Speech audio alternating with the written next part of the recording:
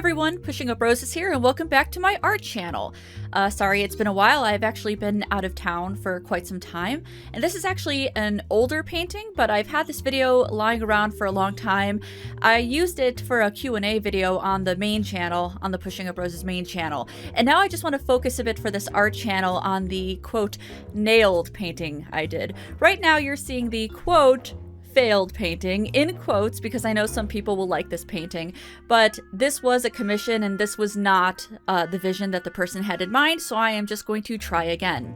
I will have the colors listed below, but just in looking at them, I can tell that I started with Prussian Blue, and then I went with gold, and then white, purple, and the lighter blue is a turquoise.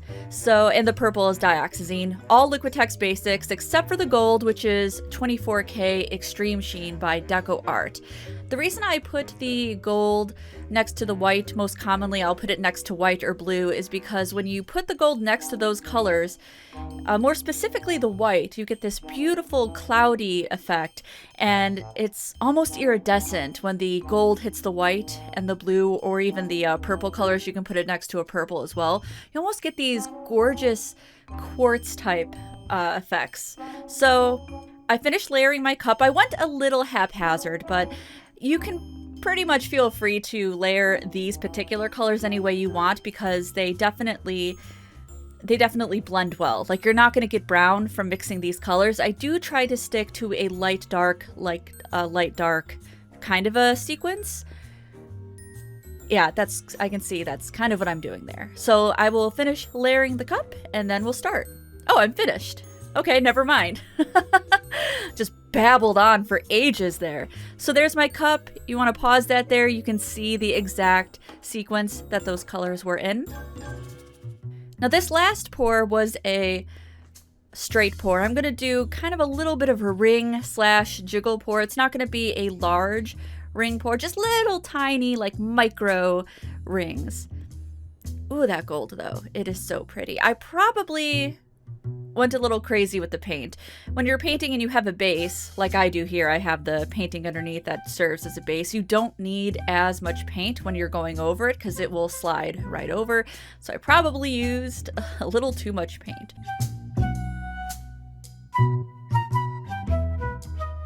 I'm just gonna go ahead and let this go just in regular time so you can see how long I do the ring pour for and how I do it. As you can see there, I switched so that I can get kind of a 3D effect for the center.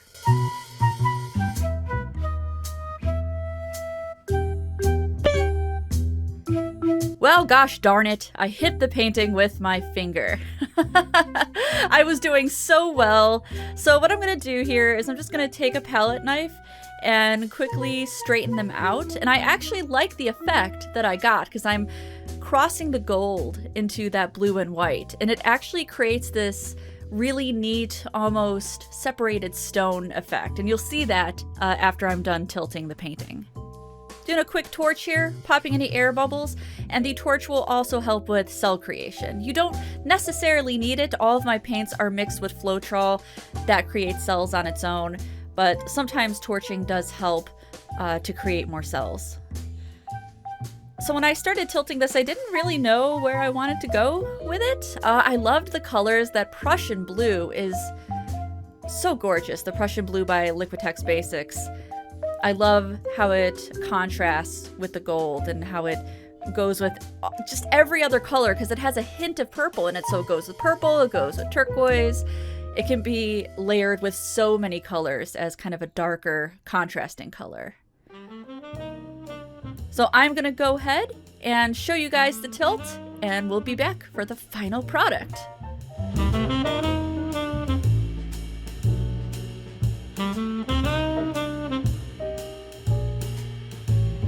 So at this point, I'm really liking the leftover purple that was on the bottom. So I'm trying to retain a little bit, as you can see, just a little bit of purple, because some of the Dioxazine Purple got lost in between the Prussian and the turquoise. So I don't know why, but sometimes if I'm not careful with my colors, the purple gets lost. Same thing with magentas, those can get really lost. So I'm trying to retain just a little bit.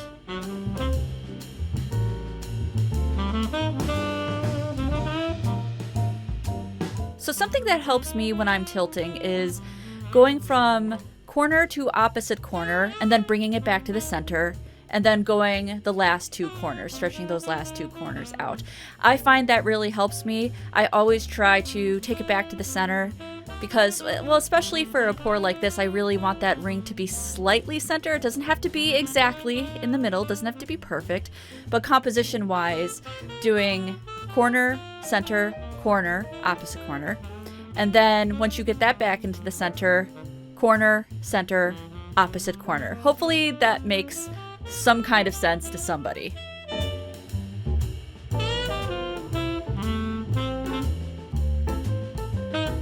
Ooh, I spent a lot of time on that tilt this time.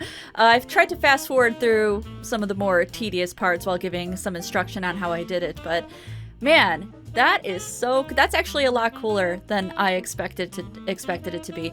I love the turquoise against the white and the gold, and I love the Prussian blue in the center. Now, the Prussian blue was the first paint I poured in there. So, of course, the first paint you put in is the last paint to come out, and that's why you've got that kind of slick Prussian blue color going up. You know, it's above the portal, or whatever you want to call it. To me, this looks like a snow portal, almost like a glacier. I really, really, really like it. And as you can see, putting that much gold in creates a lot of those kind of wider lines. It kind of puffs them up a little bit. And I'll show you guys a close-up in a second as well. And you can kind of see, actually I'm not sure if you can see or not, but there's a little part where I ran that palette knife through. It's a little separated, but it actually turned out really, really cool. Yeah, that's super neat. I actually really, really like it. So I'm kind of glad I did that. All right, here is the close-up, you guys. See, as you can see on the left there, right to the upper left of the portal is where I ran my palette knife through. As you can see, I tried to keep a little bit of that purple in there. Got these beautiful lines, almost these little blocks of ice everywhere. Really like it. And down there, that's where I ran the palette knife through. And I actually really like the effect it got. Just gorgeous shimmery effects with the 24K Extreme Sheen by DecoArt. And this is one of my favorite middles I've done for a ring pour. I think because I switched direction, I was able to get that 3D almost rose effect, and I'm super happy with it. I'm also going to put up a few pictures for when it dries, for after it's dried rather.